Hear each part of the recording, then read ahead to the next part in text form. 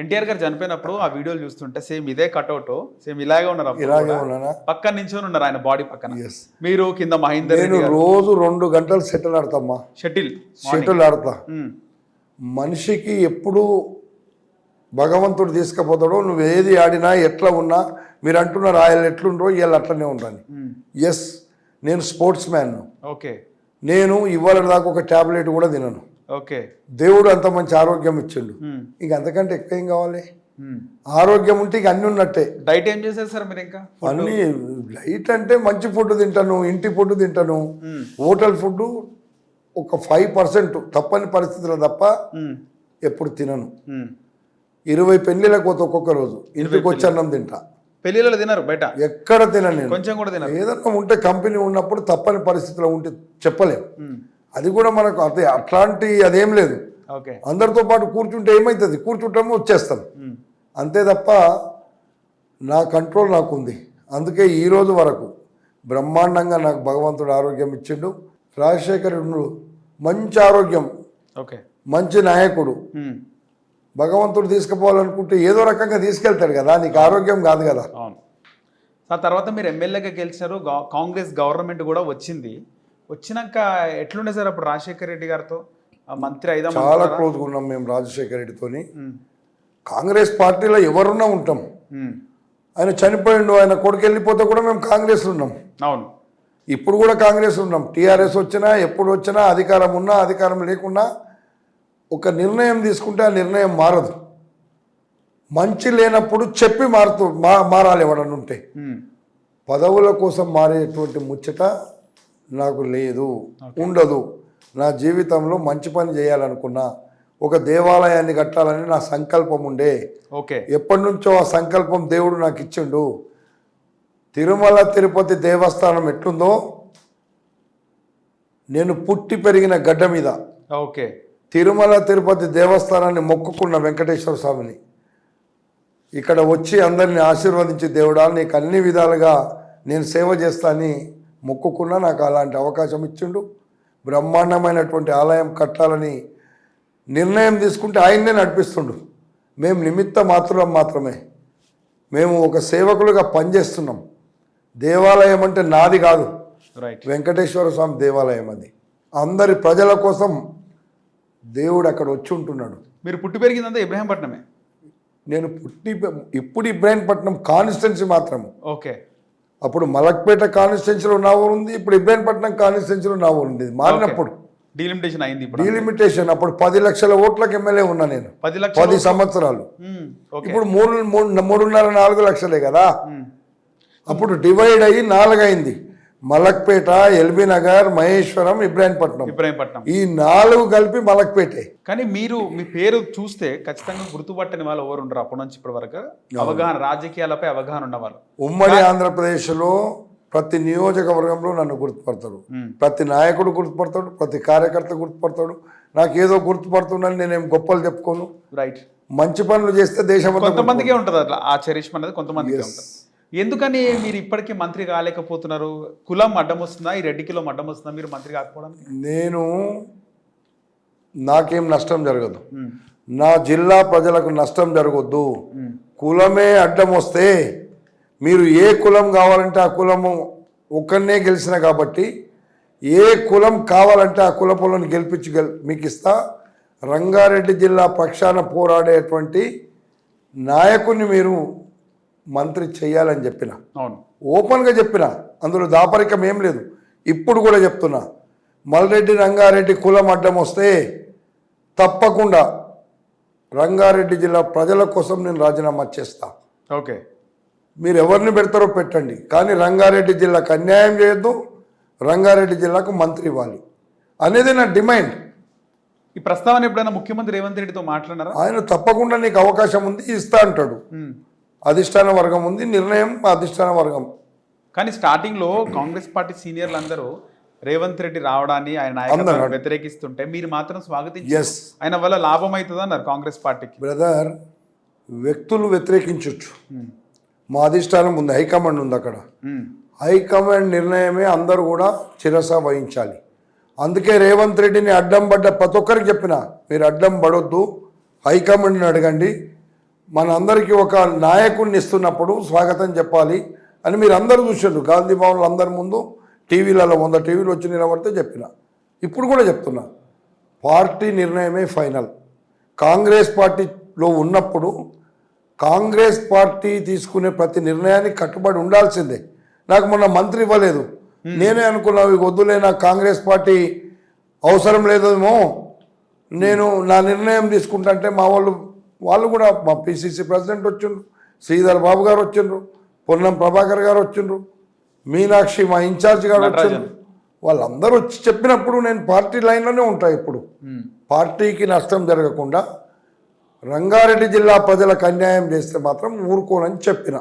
ఇప్పుడు కూడా రంగారెడ్డి జిల్లా ప్రజలకు అన్యాయం జరిగితే, రంగారెడ్డి జిల్లాకు రిప్రజెంటేషన్ లేకపోతే తప్పకుండా నేను నాకు రాజీనామా చేస్తా.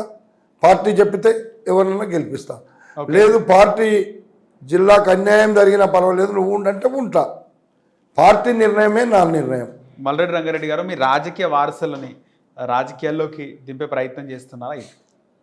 నాకు వారసులు అనేది అలాంటి ఆలోచన ఏముండదు. లేదు, ప్రజలు ఎవరిని కోరుకుంటే వాళ్ళని చేస్తా. ఓకే, ఇవాళ కాకుండా రేపు నేను చేయను, ప్రజలే చేస్తారు. ఇంట్రడ్యూస్ చేయాలని ఏం లేదా ఇంకా? బ్రదర్, నేను ఇలా ఒక యంగ్ బాయ్ ఎంత పని చేస్తాడో నేను కూడా అంత పని చేస్తా. మీరు అన్నారు కదా మొదలే, ఆయన ఎట్లుండ్రో ఇవాళ అట్లనే ఉండని. నాకు రోజు 18 గంటలు పనిచేసేంత శక్తి నాకుంది. శక్తి లేనప్పుడు ఇంకొకరికి అవకాశం ఇస్తా, చేయండి అంట. ఇది శక్తితోని కూడుకున్న పని. ప్రజలకు అందుబాటులో ఉండాలి, ప్రజల కోసం పని చేయాలి, ప్రజా అవసరాలను తీర్చాలి తప్ప ప్రజలేసిన ఓట్లతోని వాళ్ళ జీవితాలతో చెలగాటమాడి ప్రభుత్వ భూములు కబ్జా పెడితేందుకో, ప్రభుత్వం వచ్చేటువంటి డబ్బుల దగ్గర కమిషన్లు కొడితేందుకో ఎమ్మెల్యే కాడు. నువ్వు ఇంత టైం ఇచ్చి వ్యాపారం చేసుకో, డబ్బులు వస్తాయి మస్తుగా. నీకు ప్రజా క్షేత్రంలో రావాల్సిన పని లేదు నీకు. మీ రాజకీయ ప్రత్యర్థి 3 సార్లు గతంలో ఎమ్మెల్యే అయినా మీరే సుపరిచితులు, మీరే స్టేట్ వైడ్గా మీ ఫేసే. అమ్మా, నా రాజకీయ ప్రత్యర్థి అనేటోడు ఎవరు లేరంటారా? మీకు పోటీ లేదంటారు? అసలే లేదు. ఒకసారి దేవేందర్ గౌడ్ వచ్చిండు, చీలిపోయి ఓట్లు పూర్తిగా గెలవడానికి. నువ్వు ఎవరైతే ప్రత్యర్థి అంటున్నావో, ప్రత్యర్థి కాదు, పనికి మాలినోడు ఉన్నాడు, గెలిచిండు. రెండోసారి నేను పోటీ చేయలేదు ఇక్కడ. ఓకే, నేను మహేశ్వరం పోయినారు. మూడోసారి అలయన్స్లో ఇస్తే నేనే ఇండిపెండెంట్గా పోటీ చేసిన. కాంగ్రెస్ పార్టీని ముంచడానికి మా పార్టీలో ఉన్న వాళ్ళే కొంతమంది అధిష్టాన వర్గానికి తప్పులు చెప్పి రకరకాల ఈక్వేషన్లు చూపించి గెలిచేటోళ్ళను ఒక 20 మందికి ఇవ్వకుండా చేశారు. 18లో గెలిచే వ్యక్తుల 20 మందిని కటింగ్ పెట్టిండ్రు. లేకపోతే 18లో ప్రభుత్వం వస్తుంది మాది. మాకు తెలుసు, కానీ మేము అధిష్టాన వర్గం నిర్ణయాన్ని ఫైనల్ అనుకొని చేస్తాం. అయినా నేను అక్కడ కూడా అధిష్టాన వర్గానికి చెప్పిన, అది ఈజీగా వెళ్ళిపోతుంది అంటే అప్పుడు నాకు అధిష్టాన వర్గంలో ఉండే మా నాయకులు చెప్పిండ్రు, నువ్వు పోటీ చేయి, పర్వాలేదని. పోటీ చేయి. 300 ఓట్లు కదా సార్ తేడా? 300 కాదు, 6,000తో గెలిస్తే 300 వేసుకొని వాడు గెలిచిండు అంతే. తర్వాత ఏదో తప్పుడు చూపించిండ్రు. 80 సీట్లు రాగానే ఈడ ఆడిందే ఆట కదా, అధికారులు వాళ్ళు అలాంటి పని చేశారు. అదే ఆ రోజు చేసిన తప్పే మొన్న 41,000 మెజార్టీ నాకు వచ్చింది. ఒక్కరిని గెలిచిన రంగారెడ్డి హైదరాబాద్లో ఆ రోజు గెలిచింది నేను ఒక్కరిని. మీరు టీడీపీలో ఉన్నప్పుడు ఆ తర్వాత ఎర్లీ స్టేజ్లోనే దేవేందర్ గౌడ్, తీగల కృష్ణారెడ్డి వీళ్ళందరితో మీకు రైవలరీ, పొలిటికల్ రైవల్ 100%. కృష్ణారెడ్డితో రైవలరీ అంటే నాకు టికెట్ కావాలని నేను అడిగినా, టీడీపీలో ఆయన కావాలని ఆయన అడిగాడు. మీకేసినట్టు కదా. నేను జిల్లా మంత్రి కావాలని నేను అడిగినా, జిల్లా మంత్రి కావాలని ఆయన అడిగాడు. రాజకీయాల్లో పోటీ అనేది ఉంటుంది ఎక్కడున్నా. రంగారెడ్డి జిల్లా నార్మల్గా రంగారెడ్డి, మీ పేరు కూడా రంగారెడ్డి, ఎట్లా ఫీల్ అవుతున్నాయి సార్ ఆ టైంలో? ఏమన్నా జోక్స్ అవుతున్నానా మీకు? చూడు, నేను రంగారెడ్డి జిల్లాకు అన్యాయం జరగకుండా సైబరాబాద్ పెట్టినప్పుడు రంగారెడ్డి జిల్లా పేరును మార్చొద్దన్న. మా రాజశేఖర రెడ్డి గారు ఒక మాట అన్నాడు, రంగారెడ్డి జిల్లా అనేది నీ పేరు అనుకొని నువ్వు బాగా ఫైట్ చేస్తున్నావా అని అడిగాడు. ఓకే అన్నా, నేను కాదు, రంగారెడ్డి జిల్లా ప్రజలు ఒక పేరు పెడితే అమ్మా నాన్న పేరు పెట్టిన దాన్ని మారిస్తే ఆ పేరును మారిస్తే మార్చినట్టు కాదు, అది ప్రజలలో ఒక సెంటిమెంట్ ఉంటుంది, మార్చకండి అని చెప్పిన. మొన్న కూడా అసెంబ్లీలో చెప్పిన, రంగారెడ్డి జిల్లా రూపురేఖలు మారొద్దు. నేను 45 నిమిషాలు మొన్న అసెంబ్లీలో మాట్లాడినారు. రంగారెడ్డి జిల్లా రూపురేఖలు మార్చకుండా రంగారెడ్డి జిల్లా ప్రజలకు ఏది మంచిదో అది చెయ్యండి. నేను గ్రేటర్ రంగారెడ్డి చేయమని అడుగుతున్నా, ఇప్పుడు కూడా మా ముఖ్యమంత్రి గారిని అడిగిన, గ్రేటర్ రంగారెడ్డి, గ్రేటర్ హైదరాబాద్ మీరు చెయ్యండి.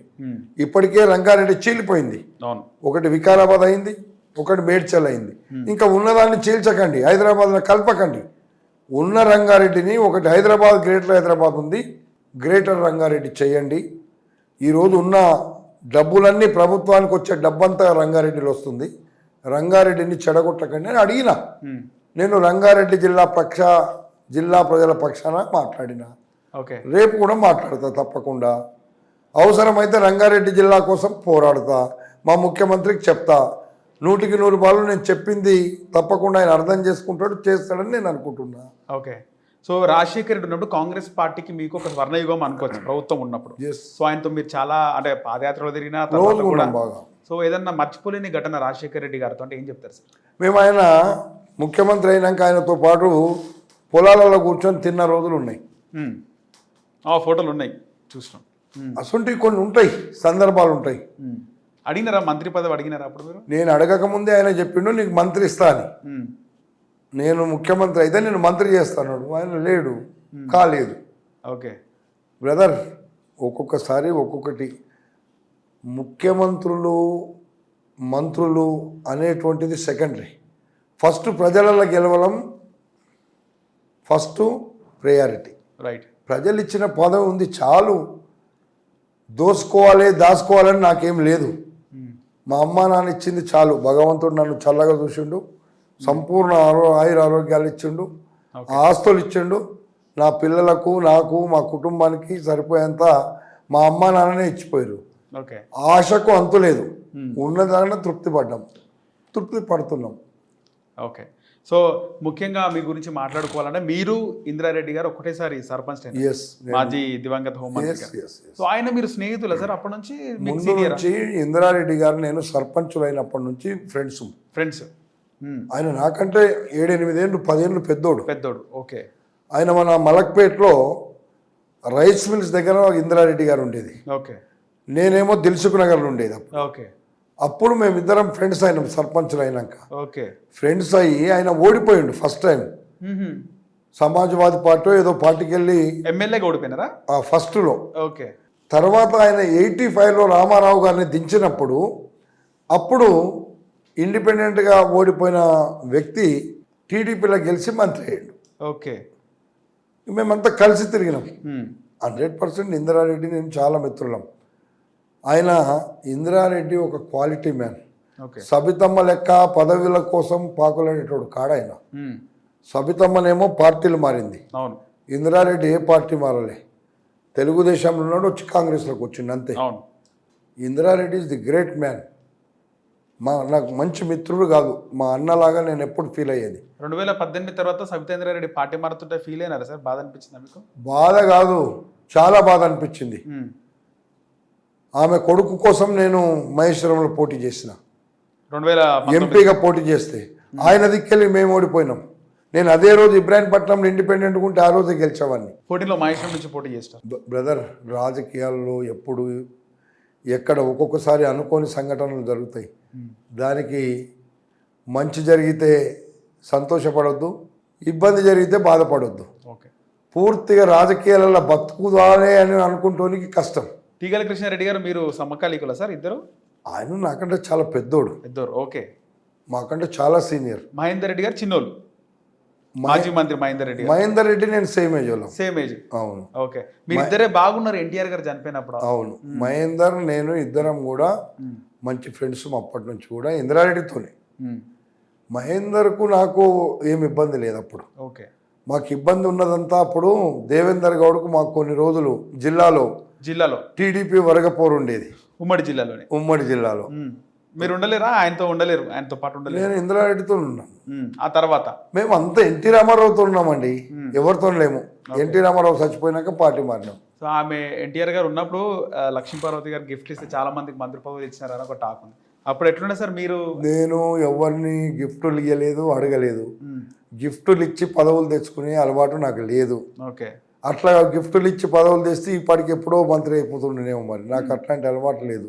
మరి ఇచ్చేది ఎవడో తీసుకుంటేవాడు ఎవడో నాకు తెలియదు. నేను ప్రయత్నం కూడా చెయ్యను. సో కేసీఆర్ తెలంగాణ వచ్చిన తర్వాత కేసీఆర్ పాలనకు రేవంత్ రెడ్డి పాలనకు తేడా అంటే ఏం చెప్తారు? రేవంత్ రెడ్డి ప్రజాపాలన చేస్తుండు, కేసీఆర్ ప్రజా వ్యతిరేక పాలన చేసిండు. అంటే ఆయన మంచి సంక్షేమ పథకాలు ఇచ్చినాడు, ఎప్పుడు ఇవైన పథకాలు ఇచ్చినారని కొంతమంది ప్రజలు బాగా బహిరంగంగా మాట్లాడుతుంటారు. 7 లక్షల కోట్లు ఎక్కడ పెట్టిండు అప్పు చేసి? అది చెప్పండి. నువ్వు ఇచ్చినావు, ఎవరికి ఇచ్చినావు? ప్రజలకు అందలే నువ్వు ఇచ్చినాయి. మేము ఇచ్చే ప్రతి పథకం ప్రజలకు అందిస్తున్నాం. మేము దగ్గరుండి ఇందిరమ్మ ఇండ్లు అందిస్తున్నాం, రేషన్ కార్డులు అందిస్తున్నాం, పేదోళ్లకు ఇండ్లు కట్టిస్తున్నాం. ఇవన్నీ ఎన్నో పథకాలు ఇచ్చినాం. కొన్ని చెప్పినాడు అంటే ఫ్రీ బస్, ఇవన్నీ ఉచిత కరెంట్ ఇవన్నీ ఉన్నప్పటికీ కూడా కొంతమందికి స్కూటీలు ఇస్తాడు, పెళ్లిలకు తులం బంగారం. నేను చెప్పినా కదా, ఇంకొకటి 2 ఇచ్చేది ఉంది, అది కూడా చేస్తాం. ఓకే. ఇయ్యాల కాకపోతే రేపు చేస్తాం. మేము వచ్చే నాటికి 7 లక్షల కోట్ల అప్పే లేకపోతే మేము అన్నది మాట తప్పకుండా ఇప్పటికే ఇచ్చేవాళ్ళం. అయినా మాటలు నిలబెట్టుకోవడానికి రాబోయే రోజులు ఇస్తాం.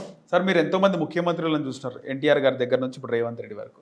అందరికీ రేవంత్ రెడ్డికి తేడా ఏంది అంటే ఏం చెప్తారు? ఏముందంటే రేవంత్ రెడ్డి అనేటువంటి వ్యక్తి కష్టపడేటువంటి తత్వం ఉంది, తప్పును తప్పుగా ఎత్తి చెప్పేటువంటి తత్వం ఉంది. కొందరికి నచ్చవచ్చు, కొందరికి నచ్చకపోవచ్చు. రేవంత్ రెడ్డి ముఖ్యమంత్రిగా 100కి 100 వాళ్ళు పాలనలో సక్సెస్ అయ్యిండు. ఉండొచ్చు కొంతమందికి పదవులు ఇవ్వకుండా బాధ ఉండొచ్చు, కొంతమందికి పదవులు రానోడు అనుకున్నోడు కూడా వచ్చి సంతోషపడుతూ ఉండొచ్చు. రకరకాలుగా ఉంటాయి. దానికి రాజకీయాల్లో దాన్ని సరి చేసుకుంటూ పోవాలంతే. ఓకే. మీరు ఫస్ట్ టైం రేవంత్ రెడ్డి గారిని ఎప్పుడు చూసినారు కాంగ్రెస్ పార్టీలకు వచ్చే ముందు? అరే రేవంత్ రెడ్డి గారు మలక్పేటలో ఉండేది, మేమంతా కలిసే ఉండేది. ఓకే. ఆయన జెడ్పీటీసీ కాకముందే నాకు, అంతకుముందు నుంచే మేము మంచి కలిసి ఉన్నాం. అప్పటి నుంచి పరిచయం మీకు? ఎప్పటి నుంచో పరిచయం. ఓకే.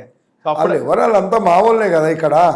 ఏమంటున్నప్పుడు ఫస్ట్ మిమ్మల్ని కలిసినప్పుడు ఏ విధంగా మాట్లాడుతుండే అప్పట్లో? అరే మేము రేవంత్ రెడ్డి అనేటువంటి వ్యక్తి జెడ్పీటీసీ కాలే. ఓకే. అప్పటికి మేము రెగ్యులర్ ఎక్కడో దగ్గర కలుస్తుంటుంది. మీ చుట్టాలు ఏమైనా అవుతారా రేవంత్ రెడ్డి గారు? అనుకుంటే అందరు చుట్టాలే బ్రదర్. మేము చుట్టాలు లేనోడు కూడా చుట్టాలు అనుకుంటారు. అందరం చుట్టాలు ఏదో రకంగా అయితేనే ఉంటాం, కాకుండా ఏదో ఎవరికైనా ఉంటుంది అట్లాంటిది. అందులో నేను ఒకరిని ఉండొచ్చు. ఓకే. కానీ చుట్టరికమనో ఏదే రాజకీయాలలో కాంగ్రెస్ పార్టీకి అండగా ఉంటాం, కాంగ్రెస్ పార్టీ పక్షాన పేద ప్రజలకు ఆదుకుంటాం. ఓకే. నా స్లోగన్ అది. సో మున్సిపల్ ఎన్నిక వేళ టైం ఆల్మోస్ట్ 7 అవుతుంది, 7 దాటిపోయింది. ఇంకా ప్రచారాలు ఎలా జరుగుతున్నాయి సార్? ఎట్లుంటుంది అంటారు? కాంగ్రెస్ పార్టీ విజయం ఎట్లుంటుంది అంటారు? ఈడ 24 సీట్లు, 25,000 ఓట్లు. తప్పకుండా ఈడ అత్యధిక సీట్లను గెలుచుకుంటాం. కాంగ్రెస్ పార్టీ జెండా ఇబ్రాహీంపట్నం మున్సిపాలిటీ మీద పెట్టేస్తాం. అందులో ఏం అనుమానం లేదు. ఇక్కడ 225 కోట్ల రూపాయలు అభివృద్ధి కార్యక్రమాలు ఇచ్చిన, సంక్షేమ కార్యక్రమాలు అలగు మళ్ళా 100 పడకల హాస్పిటల్ కడుతున్నాం. ఓకే. ఇబ్రాహీంపట్నం కట్టకు 20 కోట్లు ఇచ్చినాం. రోడ్ల కోసము, ఇంటర్నల్ రోడ్ల కోసం, మెయిన్ రోడ్ల కోసం 100 కోట్లు ఇచ్చినాం. ఇలాంటి కార్యక్రమాలు చేస్తున్నాం మేము. ఓకే.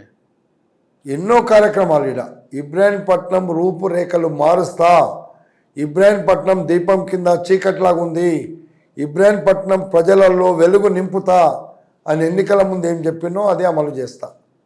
ఓకే. సో ఇప్పుడు మళ్ళీ ఎన్నికలు వస్తే బీఆర్ఎస్ గెలుస్తుంది, ఉన్నపల్లంగా ఎన్నికలు వస్తాయి అని చెప్పి బీఆర్ఎస్ ఇబ్రాహీంపట్నంలో దరిదాపుల్లో మొన్న గట్టిగా మేము కొట్టకపోయింది. ఇప్పుడు ఏం కొట్టకుండా కొట్టకపోతుంది, గాలిలో కొట్టకపోతారు. అలాంటి పరిస్థితి ఇబ్రాహీంపట్నంలో ఉంది. ఈరోజు మల్రెడ్డి రంగారెడ్డి ఇప్పుడు ఎన్నికలలో కంటెస్ట్ చేస్తే 100% మల్రెడ్డి రంగారెడ్డికి ఓటేస్తారు ఇక్కడ ప్రజలు. మీరు తెలుసుకోండి. నా గొప్పతనం నేను చెప్పడం లేదు, మీరు తెలుసుకోండి. సో ఖచ్చితంగా రాబోయే రోజుల్లో ఒకసారి మీరు మంత్రిగా మిమ్మల్ని చూడాలని హిట్ టీవీ నుంచి ప్రత్యేకంగా కోరుకుంటూ ధన్యవాదాలు. థ్యాంక్ యూ బ్రదర్, నమస్కారాలు. మీకు టైం ఇవ్వలేకపోయినా మళ్ళొక్క రోజు తప్పకుండా పేద ప్రజల సంక్షేమం కోసం, ఈ రాష్ట్ర అభివృద్ధి కోసం, మా రంగారెడ్డి జిల్లా ప్రజల సమస్యల పరిష్కారం కోసం పూర్తిగా టైం ఇస్తా. మీ దగ్గర అన్ని చెప్తా. నాకు ఈరోజు ఎన్నికల ప్రచారంలో వాళ్ళు వెయిట్ చేస్తున్నారు, రైట్ సార్. అందుకే నేను టైం ఇవ్వలేకపోయినా. మీ అందరికీ నమస్కారం. Thank you. ధన్యవాదాలు. హిట్ టీవీ యాప్ ఇందులో short news, live news, entertainment shows, movies, digital magazines తో పాటు మీ జిల్లా వార్తలను కూడా ఫ్రీగా చూడొచ్చు. ఇంకెందుకు ఆలస్యం, వెంటనే హిట్ టీవీ యాప్ ని డౌన్లోడ్ చేసుకుని ఫ్రీగా ఎంటర్టైన్మెంట్ పొందండి. Hit TV app. Hit TV app. Please download Hit TV app. Hit TV యాప్ని ఫ్రీగా డౌన్లోడ్ చేసుకొని ఎంజాయ్ చేయండి. మీకు నచ్చిన ఎంటర్టైన్మెంట్ కోసం హిట్ టీవీ యాప్ ని ఫ్రీగా డౌన్లోడ్ చేసుకుని ఎంజాయ్ చేయండి. హిట్ టీవీ యాప్ని డౌన్లోడ్ చేసుకుని ఆస్వాదించండి, ఆశీర్వదించండి. ఇంతమంది సెలబ్రిటీలు హిట్ టీవీ యాప్ ని డౌన్లోడ్ చేసుకోండి అని చెప్తున్నారంటే ఎంత మంచి యాప్ ఆలోచించండి. అమెరికా అమెరికా అమెరికా అమెరికాలో చదవాలనుకునే వాళ్ళకి విశ్వసనీయమైన పేరు మన శౌర్య కన్సల్టెన్సీ. UK లో 1 year masters. UK లో 1 year masters. 2 years work permit up to 5 years visa. Contact Saurya Consultancy. Contact 89851 89851.